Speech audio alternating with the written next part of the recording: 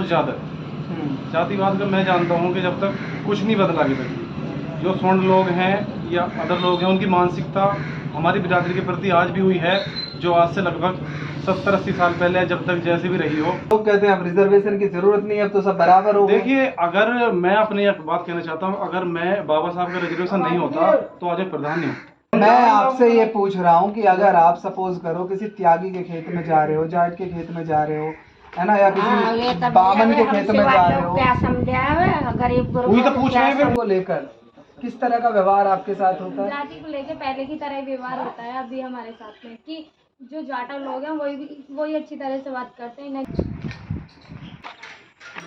दोस्तों जय भीम, मैं संदीप बौद्ध। स्वागत है आप सभी का हैदर नगर में। जी हाँ, हापुड़ का ये गांव है और ये माजरा है।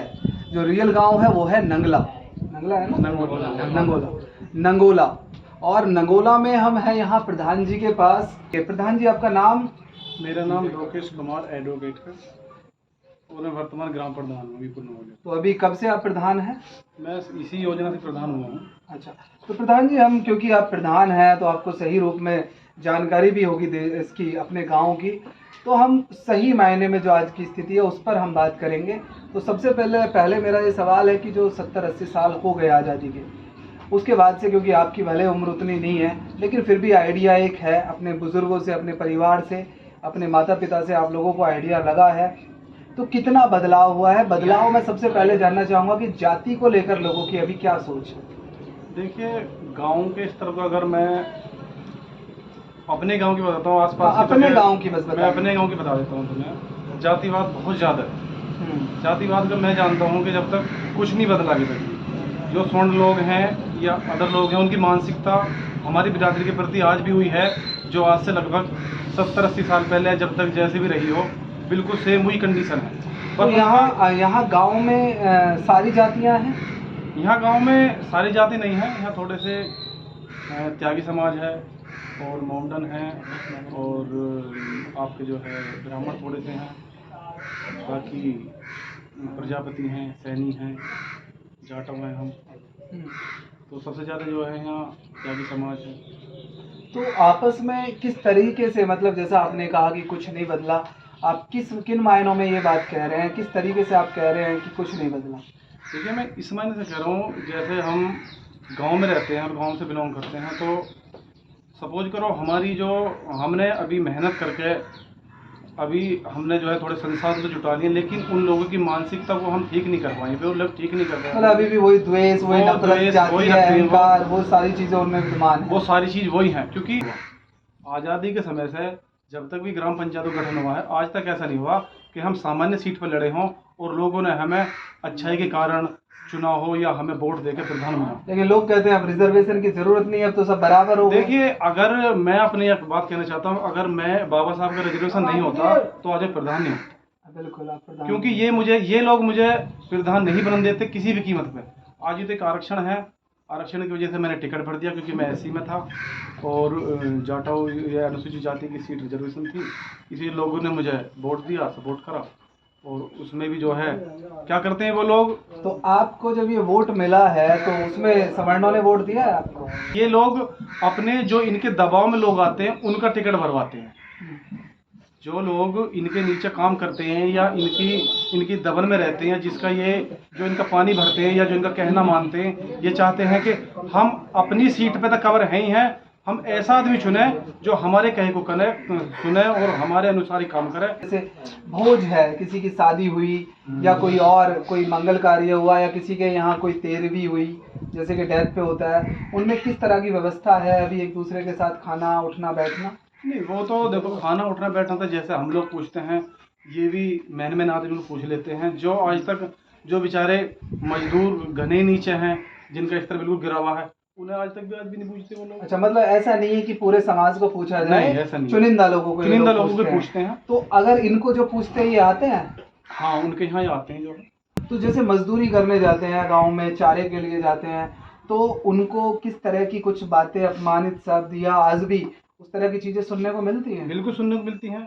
जैसे सपोज करो आज चुनाव हो रहा है, अगर हमारा कोई भाई आर्थिक रूप से कमजोर है, उसे पैसे की आवश्यकता है, वो कभी इनके पास पैसे लेने चला गया, तो उसका ये लोग एहसान पूरा करते हैं, पूरा के जो है हमने तुझे पैसे दिए तो हम वोट करेंगे, या तू हम तुझे जो अपने खेत में काम करें, तो इसका भी ये लोग इनके दिमाग में ये रहती है कि मजदूर हैं, इन्हें तो हमारे पास आना ही आना है। मतलब ये है कि अपने ऊपर निर्भर बना के उससे भी एक तरह से शोषण ही हाँ, शोषण हो रहा है। शोषण करते हैं लोग। बीच में माजी है, माजी आइए, आगे आइए आइए। अभी हम प्रधान जी से और सवाल करेंगे। माजी से भी मैं पूछना चाहूँगा, माजी आपका नाम क्या है? मुन्नी, इधर देख के बोलिए। अच्छा, आप क्या करती हैं? मजदूरी करते हैं भैया, लाई पलाई मजदूरी। तो मैं आपसे भी जानना चाहूँगा, मैं असल में बेसिकली हम ये जानना चाह रहे हैं कि गांव में कितना बदला है। आप बुज़ुर्ग हैं, आपने पहला समय भी देखा, आज़ादी के बाद का भी देखा, आज़ाद हुए भी हमें 70-80 साल हो गए। तो जब आप गांव में जाती हैं, खेतों में जाती हैं, मजदूरी करती हैं, तो वहाँ आपको जाति को लेकर कुछ शब्द अपमानित सुनने पड़ते हैं आज भी?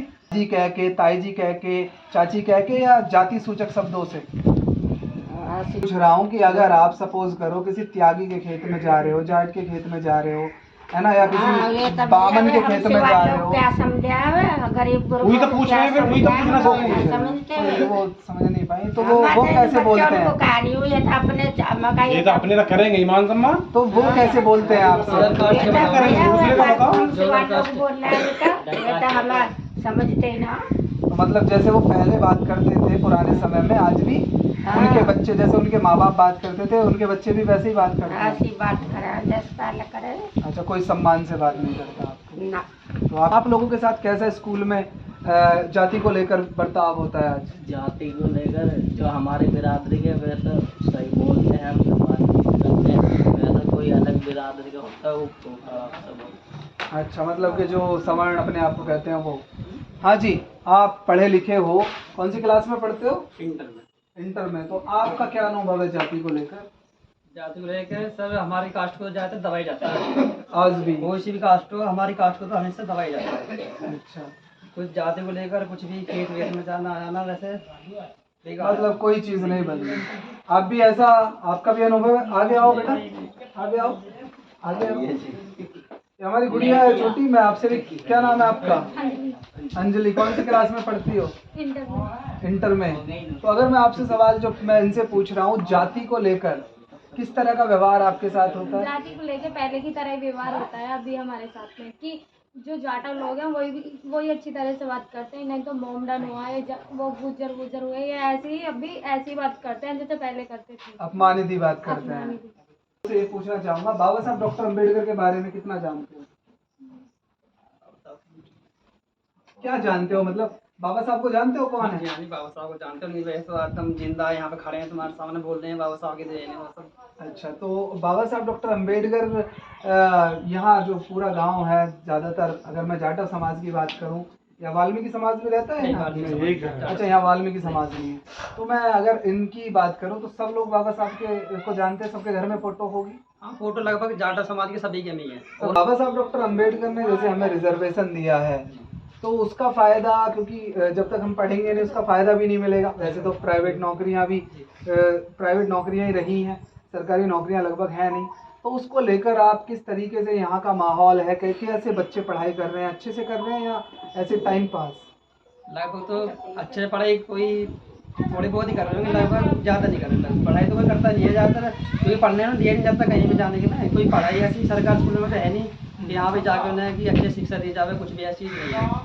तो मतलब आप कह रहे हैं प्राइवेट स्कूल में जाने का उनके पास पैसा नहीं है, पैसा नहीं और है, सरकारी स्कूल में पढ़ाई होती नहीं कहीं। आप एक प्रधान हैं, आप एक सिस्टम नहीं बदल सकते पूरी जाति है, क्योंकि ये पूरा का पूरा एक धर्म पे आधारित व्यवस्था है। लेकिन मैं आपसे पूछना चाहूँगा कि आपके स्तर पर बाबा साहब को लेकर, नशे की बुरी आदतों को लेकर, बाकी चीज़ों को लेकर किस तरह की जागरूकता का कोई प्रयास किया गया है समाज में?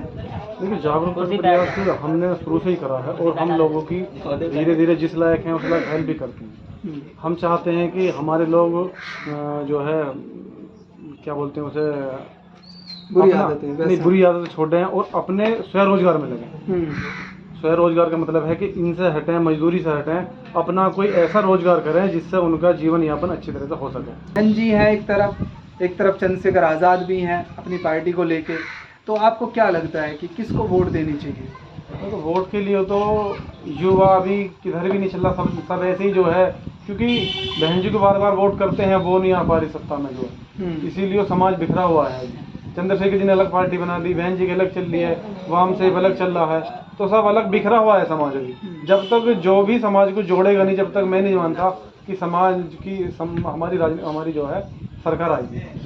अच्छा, मतलब आप कह रहे हैं कि अगर ये अलग अलग चुनाव लड़ते हैं वाम से वाले, बावन मेश्राम, चंद्रशेखर आज़ाद और बहन जी, तो तब तक सरकार नहीं आएगी, बिखरा था समाज। लेकिन बहन जी ने तो इस बार भी कह दिया है कि हम तो अकेले चुनाव लड़ेंगे। अगर ये आपस में कंप्रोमाइज़ करते हैं, कहीं किसी मुद्दे को लेकर बैठ के जो है बात करते हैं, तो शायद कुछ बात